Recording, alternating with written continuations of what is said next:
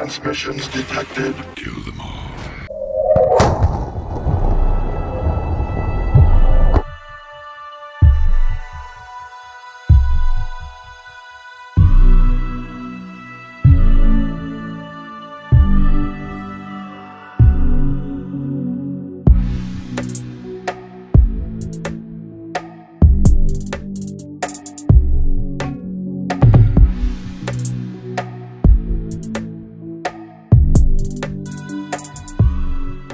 Hello my friends, this is chapter 6 of the Kolbrin text, Dadam and Lewid. Maeva fled for her life and many kinfolk went with her, but Dadam was unable to follow, being laid low with the sickness. This loosened his tongue so it became uncontrollable, making him babble like a child, and the sickness covered his body with red sores from which came an issue. Lewid also departed for a place far out in the wilderness. Those with Dadam who looked back towards the place of the garden saw bright tongues of light licking the sky above it, the whole being interwoven with flickering flames in many hues. Those who sought to return were repulsed with a tingling ache over their bodies, which increased into severe pain as they approached, so they were driven away. When Dadam recovered so he could stand, only a few remained with him, and they all moved further into the wilderness to a place where there was water and pasture. There Dadam left Herthu his son and the boy's mother, with Haberus the learned, and set out to find Lewid. After many days, Dadam and those with him came upon Lewid and his yoslings who were full of sickness, and slew many.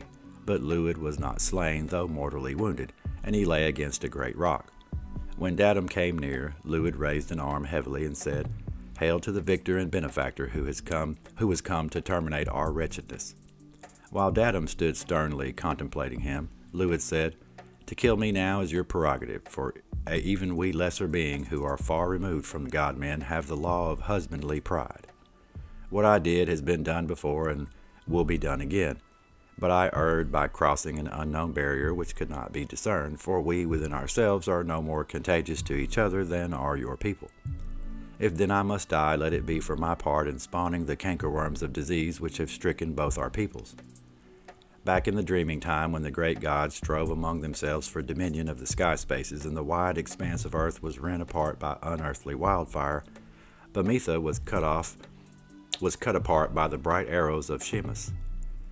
Then this land was given to my people as their dominion, while yours was in another unearthly place far distant. Our domain was a pleasant place, and though you teach that because of this we remained as we are, yet we were content. We know of no great design, nor of any barely attainable objectives to which men must aspire. Such strivings, as you know, is to us no more than purposeless vexation. I have my God, and you have yours, and as they strove one against the other before time, so will it always be. But now there is a new battleground with new battle chiefs. I will go to my appointed place, and you will go to yours, and from thence, as leaders of the fray, we shall wage a never-ceasing war. Such is fated and must be, but who will win the fair prize of earth for their king? We shall not strive with clubs and lances, the hurling stone and flying dart, but with more subtle weaponry. This thing is not our choice, we are but playthings of fate. That you and I should head the fray is not because of our qualities, but because we were where we were, when we were. Now we are but two precarious points of life in a hostile wilderness, but might we be in 100 generations? Dadam said, "These things I know too, for my eyes have always been open. I too have looked out to an endless plain without any horizon, but I shall lead those who have grown strong through seeking and striving, while those in your ranks will be weakened through indulgence in the flesh pots and pleasure places of the earth. We are the disinherited, but not the disowned. We have the seeds of victory within us. You and yours were never more than you are, sons of the easy path, followers of the downhill road."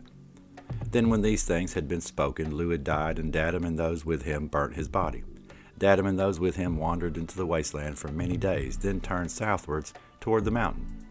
Then it appeared that one day Dadam was seated apart, in solitude among the rocks, with chin on chest, and a hunter of the Eubalites came up from behind. The hunter slung a stone as the man turned, and it struck out his eye. Then the Eubalites slew him by smashing his head with a stone. The hunter was the son of Ankadur, son of Inanari, king of the Eubalites, by Ercole, daughter of the Chasites. This is known because those who were with Dadam came out of the barren places and learned the ways of the builders, becoming great among the Ubalites and raising cities along the rivers.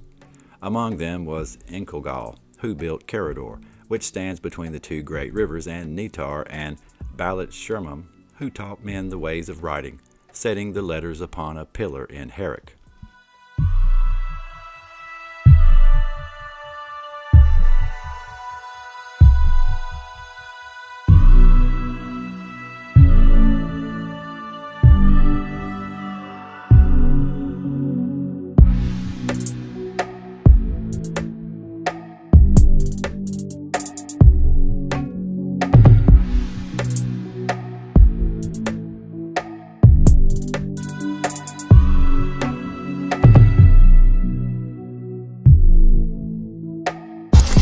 Sorry.